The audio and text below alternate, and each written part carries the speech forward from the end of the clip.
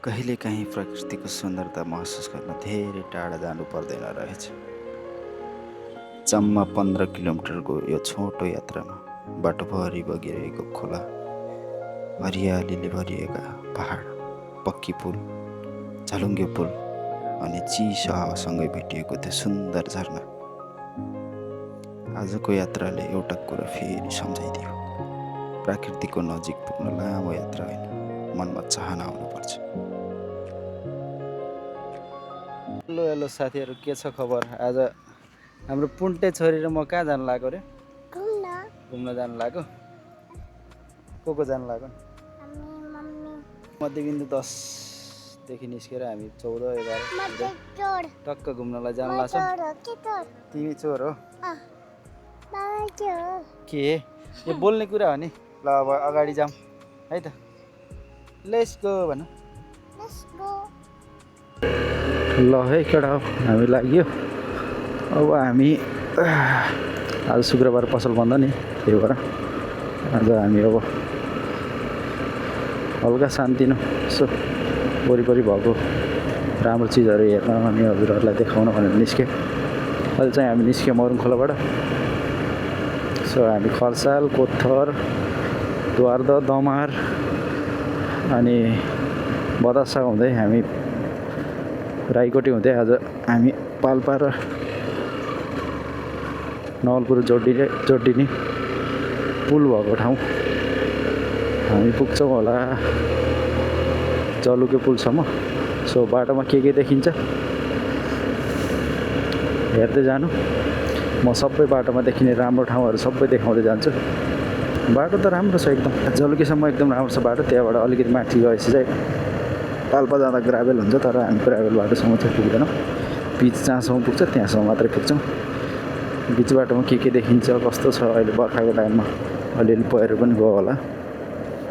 So हेर्दै हेर्दै हेर्दै हामी जान्छौँ। हामी चाहिँ निस्क्यौँ खर्साल गाउँ, तर यहाँनिर वरिपरि मस्त धान खेतीहरू चाहिँ राम्रो छ, तर त्यस्तो एकदम स्पेसिफिक हेर्ने राम्रो चिज चाहिँ खासै छैन। रोकेर यसो हेरिहालौँ भन्ने खालको चाहिँ। सो यस्तो छ, मस्त यता लेफ्ट साइडमा घाम परिरहेछ। हामी निस्किँदैछौँ चिलमा अगाडि।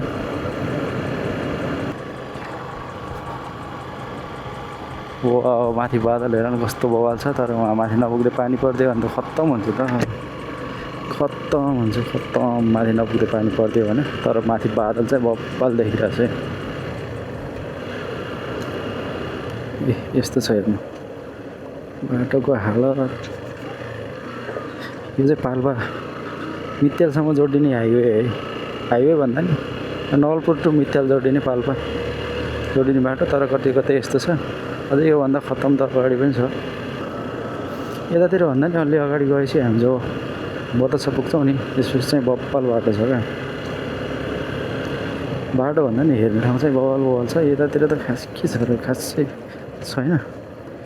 गाउँ हुँदै जाने हो, त्यसपछि माथि बतासा पुगेपछि चाहिँ अलि राम्रो।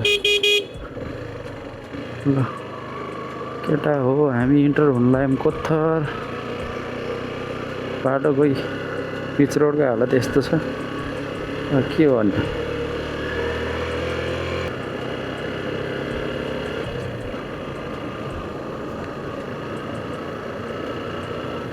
यो हो कोथर गाउँ। टक्क वरिपरि अलिअलि फुलहरू फुलिरहेछ है।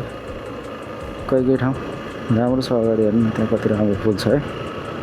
यस्तो यता छेउमा धानबारी अनि टक्क बिचमा बाटो छ। धानबारी सँगसँगै मिसेर घरहरू छ नि त यो ठाउँमा। यहाँसम्म चाहिँ खासै शीतल हुँदैन। यहाँसम्म चाहिँ उता हामी बस्ने ठाउँ जस्तै गर्मी नै हुन्छ।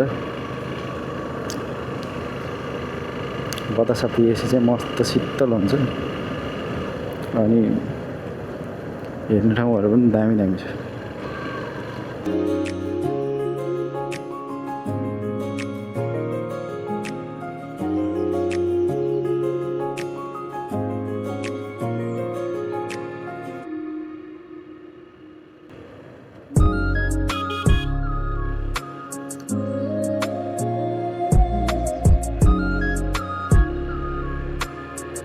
यहाँबाट अलिकति अगाडि गएपछि चाहिँ पुगिन्छ हामी बतासा।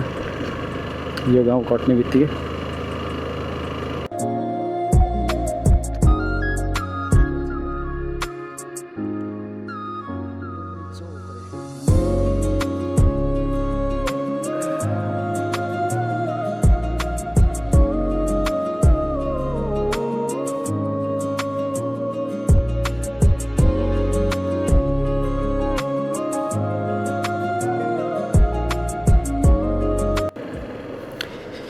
ल है केटा, हामी त मार सकियो। अब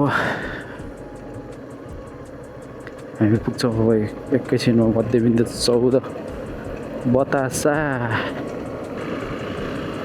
माथि बादल चाहिँ कहिले यस्तो बवाल देखिरहेछ, कहिले फेरि कालो भइरहेछ। अब के हो, अब पानी पर्ला जस्तो छ। छाटकाट हेर्दा पर्न नि सक्छ नपर्न नि सक्छ। त्यही पनि लाग्यो है म त बाल नदिकन यसो घुमौँ न त फुर्सदमा।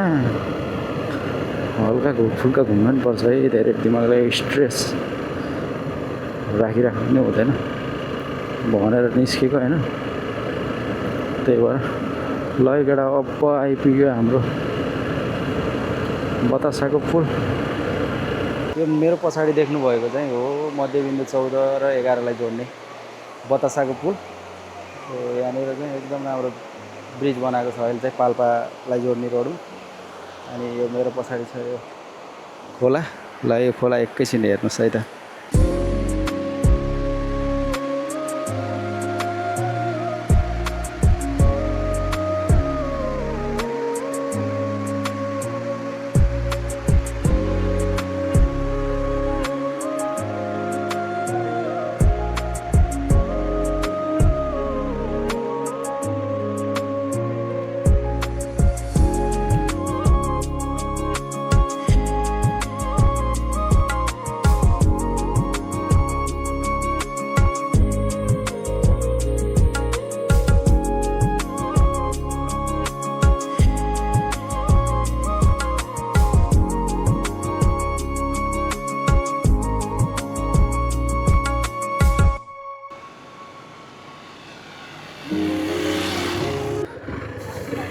ल है केटा, अब यो पुल छोडेर निस्किएँ म।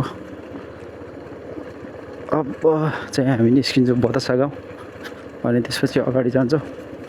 अगाडि पनि बब्बाल हेर्ने ठाउँहरू छ। पहिला गाउँमा पुगौँ, त्यसपछि अगाडि जाउँ। म देखाउँछु हजुरहरूलाई। किप वाचिङ है। यो चाहिँ हो सानो गाउँ छ बतासा। यहाँ चाहिँ प्राय खोलाको छेउमा बसेर चिल हान्न एकदम रमाइलो गर्न आउने मान्छेहरू बढी आउनुहुन्छ। होटल व्यवसायहरू बढी छ नि त। खाजासाजा खानु पऱ्यो, भोक लाग्यो पाल्पा जाने बेलामा, अनि यहाँ चाहिँ बस्नुभयो भने खाजासाजा खानको लागि व्यवस्थाहरू राम्रै हुन्छ। अब अगाडि आउने चिजहरू चाहिँ बब्बाल छ है। म देखाउँछु हजुरहरूलाई।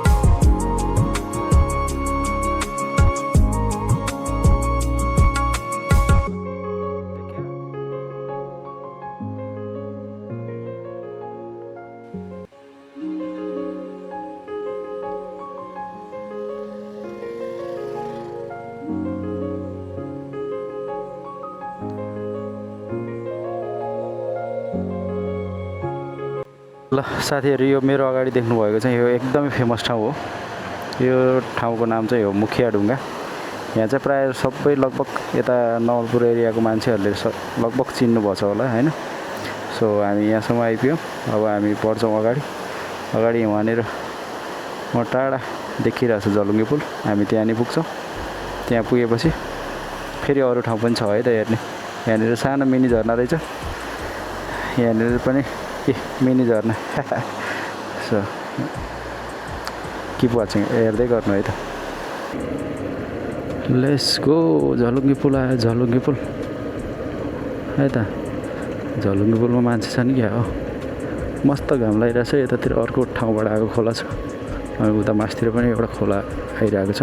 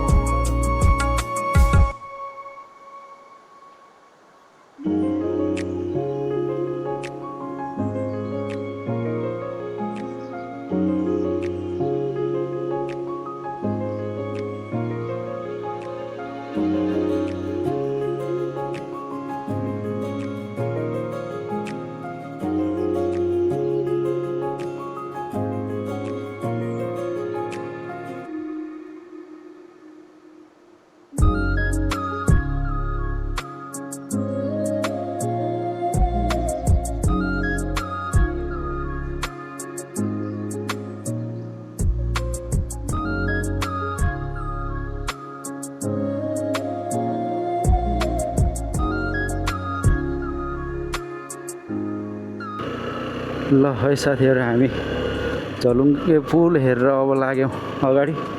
अब चाहिँ आउँछ हाम्रो राईकोटेको 4 घरे भन्ने ठाउँ अनि त्यसपछि आउँछ फेरि एउटा झरना म देखाउँछु अनि त्यसपछि आउँछ फेरि गाउँ अनि त्यो गाउँ छोडेपछि हामी पुग्छौँ जलुके है। हेर्दै गर्नुहोस् म हाम्रो मध्यबिन्दुमा भएको यस्तो यस्तो राम्रो राम्रो ठाउँ देखाउँछु आज हजुरहरूलाई।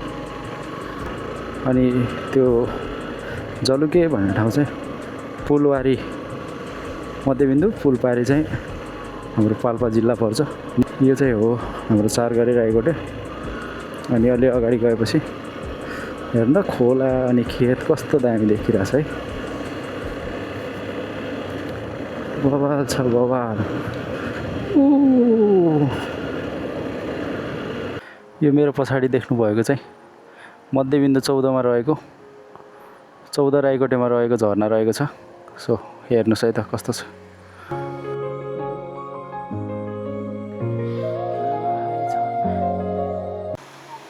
रहेछ यहाँ छोरीले मुख धुइरहेछ।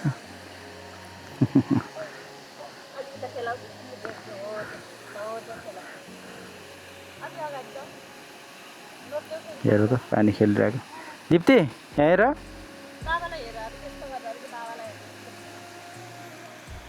ल है अब फेरि अगाडि जान्छौँ हामी राईकोटे गाउँ पुग्छौँ अनि त्यसपछि जान्छौँ फेरि जलुके लागौँ है त। ल हामी चाहिँ लाग्यौँ झरना छोडेर अगाडि। अब अगाडि आउँछ राईकोटे भन्ने ठाउँको मध्यबिन्दु 14 को राईकोटे भन्ने ठाउँको मेन गाउँ। सो यो गाउँ कटेपछि हामी पुग्छौँ जलुके पुल पाल्पा र नवलपुर जोडिने पक्की पुल है त। घाम मस्त लाग्यो। अघि चाहिँ बादल देखिरहेको थियो अहिले चाहिँ घाम बप्पल लाग्यो। यो माथि देखेको चाहिँ हाम्रो वहाँ पारि देखेको पनि हाम्रो मध्यबिन्दु 14 पर्ने राईकोटे गाउँ है।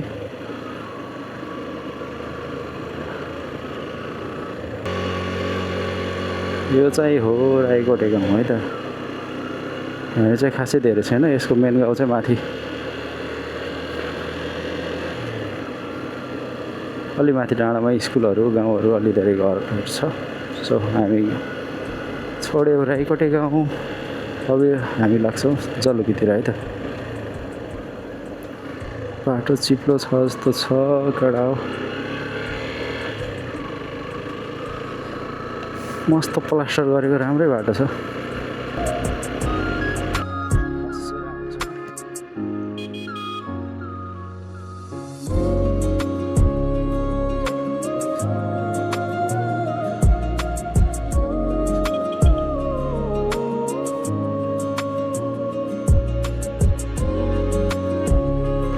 अलिकति अब ओह्रालो हिँड्नुपर्ने हुन्छ त्यसपछि जान्छौँ हामी पुग्छौँ हामी जलुके।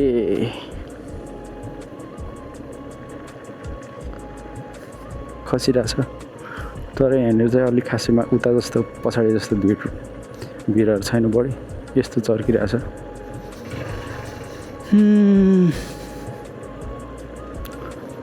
अब सुरु भयो केटा हो जलुके एरिया यतातिर मेन त्यस्तो हेर्ने ठाउँ त त्यही पुलै हो नत्र यस्तो हरियाली मजाले यस्तो खेतबारी छ खेतहरू अहिले धान हरियो भइरहेछ यो ठाउँलाई चाहिँ भन्छ ग्यादातार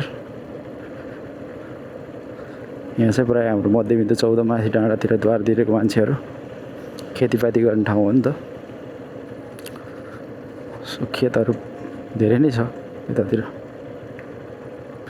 ल गाइज हामी अब फाइनल्ली हामी आइपुग्नु लाग्यौँ जलुके पुल सो यहाँ जलुके भन्ने बोर्ड पनि देखिसकेँ मैले अब यहाँनिर चाहिँ राम्रो पुल छ है एउटा पक्की बप्पल छ है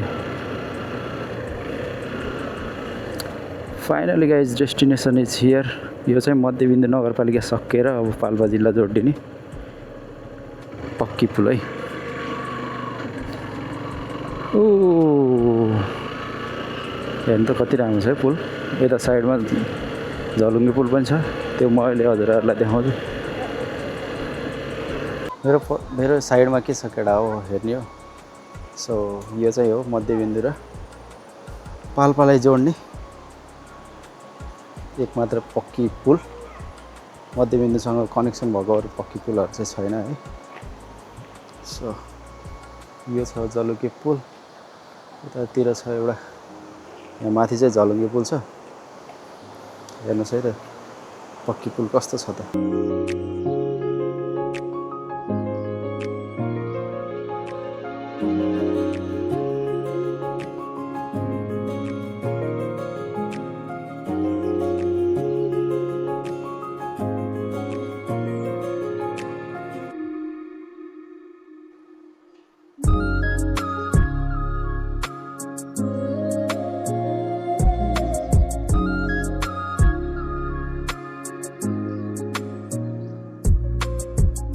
साथीहरू हामी चाहिँ अब भ्याएर यहाँबाट निस्किनु लाग्यौँ बाई बाई भन छोरी see you in the next vlog कस्तो लाग्यो मेरो गाउँ वरिपरि कस्तो छ मैले देखाएको चिजहरू कतिको राम्रो लाग्यो पुल कस्तो छ बेबी अनि राम्रो छ नि पुल ल है त